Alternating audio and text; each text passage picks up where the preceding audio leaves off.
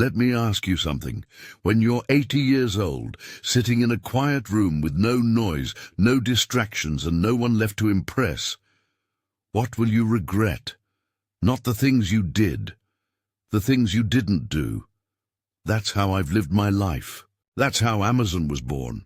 And it's how anyone who builds generational wealth, industry-changing companies, or bulletproof portfolios thinks. This isn't a story about how to make a few bucks. This is about how to build a life of inevitable returns, how to wire your brain like a billionaire and act accordingly. Because here's the truth.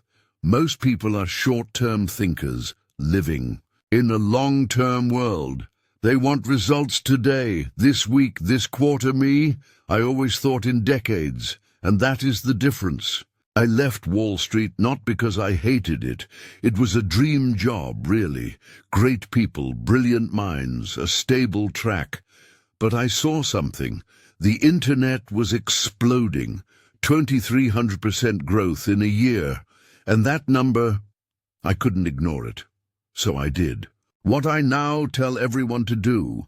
I zoomed out. I asked myself one question. When I'm 80, will I regret not doing this? If the answer is yes, you do it. Period. That's called the regret minimization framework, and I built my life around it. You should too.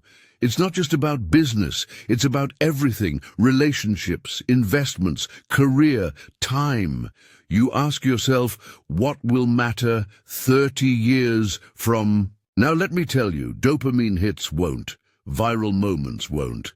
That stock you panic sold last year, that's the regret you'll carry. And speaking of panic, let's talk risk. People always say, Jeff, wasn't it risky to leave your job and start Amazon? You know what I say.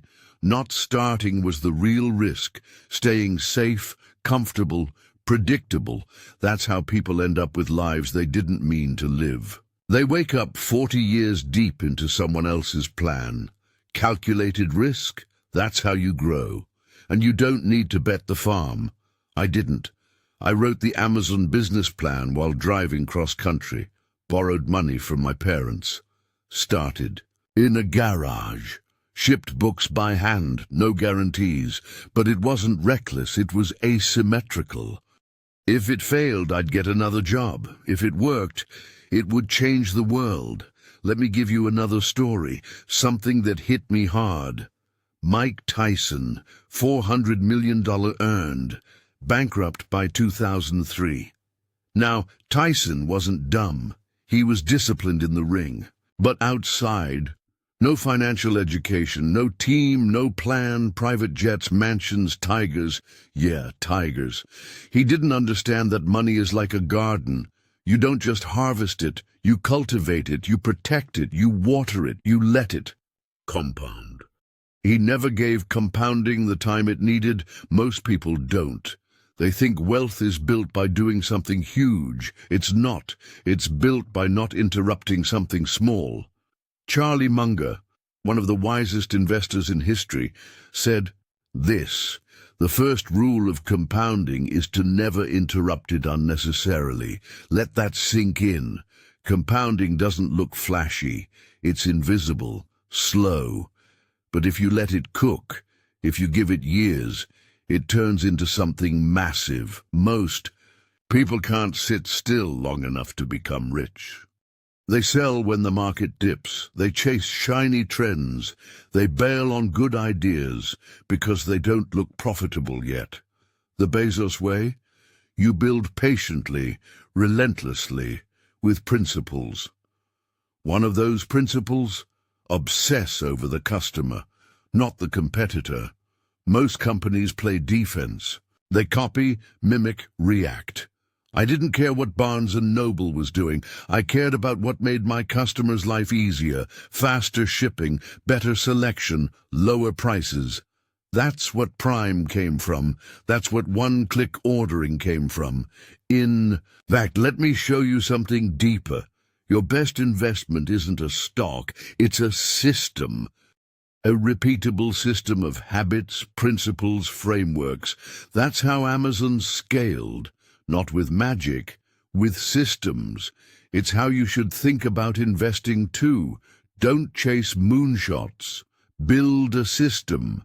Monthly contributions, index funds, strategic, bets, long-term horizons, tax efficiency, emotional control, simple, boring, lethal, and most importantly, be willing to look wrong in the short term.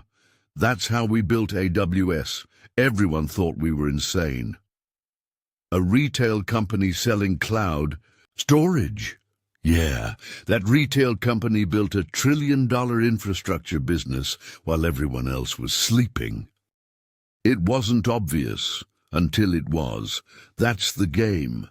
Now let's talk about innovation. People think innovation is about brainstorming. It's not. Innovation is about endurance. At Amazon, we failed constantly. Fire phone, disaster. But that failure taught us how to build voice interfaces. That led to Alexa. Alexa led to Echo. Echo led to smart homes. Failure is the tuition you pay for breakthrough. Most people drop out early. You know why?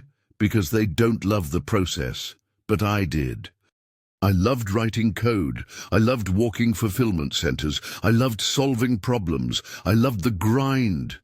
You can't fake that. And if you want to win, you can't just chase outcomes. You have to fall in love with the work.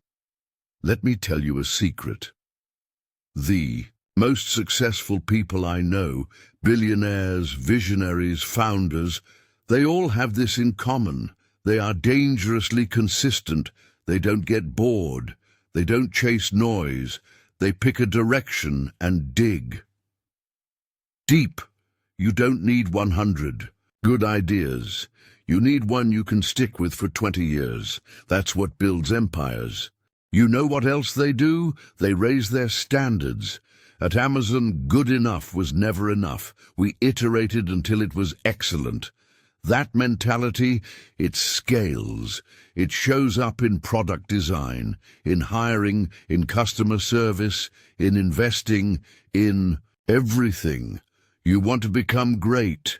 You raise the bar, then you live there. You don't lower it to stay comfortable. And finally, here's what most people never understand. Your margin is my opportunity. That was the Amazon philosophy. If someone is overcharging customers, slacking on quality, dragging their feet, that's our chance to eat their lunch. And you should think the same way. Every inefficiency is an opportunity. Every arrogant incumbent is a door waiting to be kicked in. Every crisis is a breeding ground for innovation. But you have to be ready. You have to be trained. And training means thinking for the long term, thinking like an owner, being patient, being bold, taking calculated risks, investing in yourself. You can't shortcut it, you have to build it, because wealth, freedom, peace, these aren't lottery tickets. They're the result of a well-lived, long-view life. So I'll leave you with this. Dream big, start small, move fast, think long, and never let the noise of today drown out the vision of tomorrow. That's how you build empires. That's how you invest like a billionaire. That's how you leave a legacy. So now, the only question that matters is, what will you build?